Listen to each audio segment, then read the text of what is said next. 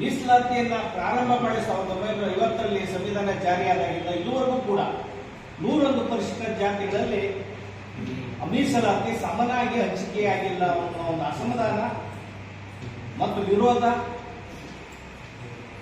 ಮತ್ತೆ ನೋವು, ಅವರ ದುಃಖ ಹೋರಾಟವಾಗಿ ಪರಿವರ್ತನೆಯಾಗಿ ರಾಜ್ಯಾದ್ಯಂತ ಹೋರಾಟ ನಡೀತಾ ಇದೆ. ಅನೇಕ ಜನರುಗಳು ಜೀವನ ಬದುಕನ್ನೇ ಕಳ್ಕೊಂಡಿದ್ದಾರೆ. ರಾಜ್ಯ ಸರ್ಕಾರಗಳು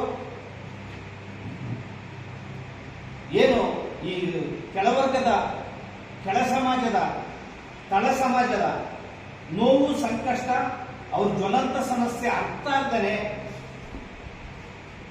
ಇವರನ್ನ ಗಮನಿಸಿಲ್ಲ.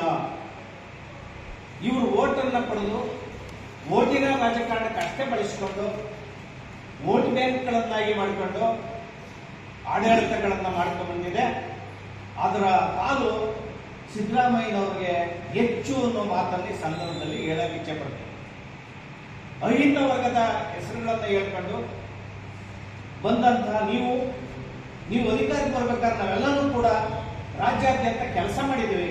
ಕಾಂಗ್ರೆಸ್ ಸರ್ಕಾರ ಬರಬೇಕಾದ್ರೆ ಕಾಂಗ್ರೆಸ್ನ ಕೆಲಸವಂತ ಉದ್ದೇಶ ಏನಿತ್ತು ಅಂದ್ರೆ SC ST OBCಗಳ ತಿಳಿದವರಿಗೆ, ವಿಚಾರವಂತರಿಗೆ ಕೋಮುವಾದಿ ಬಿಜೆಪಿ ಬಂದ್ಬಿಡ್ತದೆ, ಸಂವಿಧಾನ ಬದಲು ಮಾಡ್ತದೆ ಅನ್ನೋ ಒಂದು ಆತಂಕದಿಂದ ನಿಮ್ಮನ್ನ ತಂದ್ವಿ.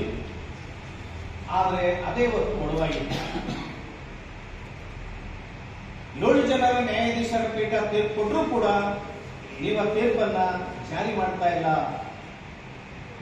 2023ರಲ್ಲಿ ಬೊಮ್ಮಾಯಿರವರ ಸರ್ಕಾರ ಕೇಂದ್ರ ಸರ್ಕಾರಕ್ಕೆ ಮೀಸಲಾತಿ ವರ್ಗೀಕರಣಕ್ಕೆ ಶಿಫಾರಸು ಮಾಡಿದೆ. ಸಿದ್ದರಾಮಯ್ಯನವರು ಕೂಡ 2024ರಲ್ಲಿ ಮೀಸಲಾತಿ, ಕನಿಷ್ಠ ಮೀಸಲಾತಿ ವರ್ಗೀಕರಣ ಮಾಡಬಹುದು ಅಂತೇಳಿ ಶಿಫಾರಸನ್ನು ಕೇಂದ್ರ ಸರ್ಕಾರ ಕಳಿಸಿಕೊಟ್ಟಿದೆ. ಈಗಾಗಲೇ ಮೀಸಲಾತಿ ವರ್ಗೀಕರಣ ಮಾಡೋಕೆ ನೀವು ಒಪ್ಪಿದ್ದೀರ, ಯಾವುದೇ ಅಡೆತಡೆ ಇಲ್ಲ, ಸಂವಿಧಾನ ತಿದ್ದುಪಡಿ ಮಾಡುವಂತ ಅವಕಾಶ ಇಲ್ಲ, ನ್ಯಾಯಾಲಯ ತೀರ್ಪು ಕೊಟ್ಟಾಗಿದೆ. ಆದರೆ ನೀವು ಸಮಸ್ಯೆ ಏನು ಅನ್ನೋದನ್ನ ತಿಳಿಸಬೇಕು. ಜೊತೆಗೆ ಅತ್ಯಂತ ಗಂಭೀರವಾಗಿ, ಮುಖ್ಯವಾಗಿ ಹೇಳಬೇಕು ಅಂದ್ರೆ ಪರಿಶಿಷ್ಟ ಜಾತಿಗಳ ಹಣ 25,391 ಕೋಟಿ, 25,391 SC ST TSP ಹಣ ಪರಿಶಿಷ್ಟ ಜಾತಿಗಳ ಅಭಿವೃದ್ಧಿಗೆ ನೀವು ಇಟ್ಟಂತ, ರಾಜ್ಯ ಸರ್ಕಾರ ಇಟ್ಟಂತ ಹಣಕ್ಕೆ ಕನ್ನವನ್ನ ಹಾಕಿ, ಆ ನಿಧಿಗೆ ಕನ್ನವನ್ನ ಹಾಕಿ ರಾಜ್ಯ ಸರ್ಕಾರ, ಸಿದ್ದರಾಮಯ್ಯನವರ ಸರ್ಕಾರ ಅನ್ಯ ಯೋಜನೆಗಳಿಗೆ ಪರಿಶಿಷ್ಟ ಜಾತಿಗಳ ಹಣವನ್ನ ಬಳಸಿಕೊಂಡು ಈ ರೀತಿ ಅನ್ಯಾಯವನ್ನ ಮಾಡ್ತಾ ಇದ್ದಾರಲ್ಲ, ಯಾವುದು ನ್ಯಾಯ? ಏನು ಆದೇಶ ಮಾಡೈತೆ, SC ST ಜನಾಂಗದಲ್ಲಿ ಇರ್ತಕ್ಕಂಥ ಒಳ ಮೀಸಲಾತಿ ಏನು ಜಾರಿ ಮಾಡಬೇಕಂತ 7 ಜನರ ನ್ಯಾಯಾಧೀಶರು ಏನು ಆದೇಶ ಮಾಡಿದ್ದಾರೆ, ಆ ಆದೇಶವನ್ನು ಭಾರತ ದೇಶದ ಎಲ್ಲ ರಾಜ್ಯಗಳನ್ನು ತತ್ಕ್ಷಣ ಕೂಡಲೇ ಒಳ ಮೀಸಲಾತಿಯನ್ನು ಜಾರಿ ಮಾಡಬೇಕು. ಈ ವಿಚಾರವಾಗಿ ಇಲ್ಲಿ ಬಹಳಷ್ಟು ಗೊಂದಲದ ವಿಚಾರ ಇಡೀ ದೇಶದಲ್ಲಿ ನಡೀತಾ ಇದೆ. ಒಳ ಮೀಸಲಾತಿ ಹೋರಾಟದ ಬಗ್ಗೆ ಏನು ಮಲ್ಲಿಕಾರ್ಜುನ್ ಖರ್ಗೆ ಅವರು ರಿಯಾಕ್ಷನ್ ಕೊಡಬೇಕು. ಅವರು ಒಳ ಮೀಸಲಾತಿ ಪರವಾಗಿ, ಮತ್ತು ರಾಹುಲ್ ಗಾಂಧಿ ಅವರು ಎಲ್ಲ ವಿಚಾರವಾಗಿ ಮಾತಾಡ್ತಾರೆ, ಒಳ ಮೀಸಲಾತಿ ವರ್ಗಕ್ಕೆ ಇಲ್ಲಿವರೆಗಾಗಿ ಮಾತಾಡಿಲ್ಲ.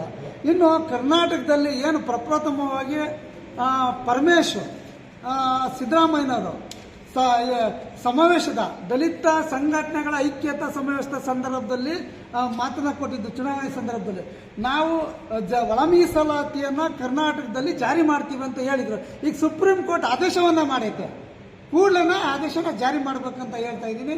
ಮತ್ತು ಏನು ಇಡೀ ರಾಜ್ಯಾದ್ಯಂತ 9 ತಾರೀಕೇನು ಒಳ ಮೀಸಲಾತಿ ಜಾರಿಗಾಗಿ ಇಡೀ ರಾಜ್ಯಾದ್ಯಂತ ಎಲ್ಲ ಜಿಲ್ಲಾ ಮಟ್ಟದಲ್ಲಿ ಡಾಕ್ಟರ್ ಎನ್ಮೂರ್ತಿ ಅವರ ಏನು ನೇತೃತ್ವದಲ್ಲಿ ರಾಜ್ಯದಲ್ಲಿ ನಡೀತೈತೆ.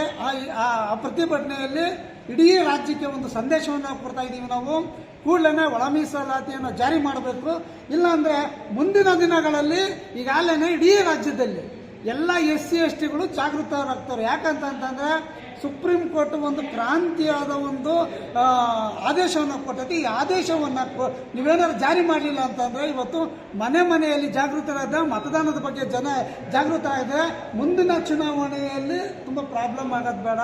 ಯಾವ ಪಕ್ಷ ಒಳ ಮೀಸಲಾತಿ ಬಗ್ಗೆ ತತ್ಕ್ಷಣ ಜಾರಿ ಮಾಡೋದಕ್ಕೆ ಮುಂದಾಗ್ತಾರೆ ಆ ಪಕ್ಷದ ಬಗ್ಗೆ ಇಡೀ SC ST ಜನಾಂಗ ಪರವಾಗಿರ್ತದೆ ಅಂತ ಹೇಳೋದ್ರ ಮೂಲಕ ನಾನು ಮಾತನ್ನು ಮುಗಿಸ್ತಾ ಇದ್ದೀನಿ.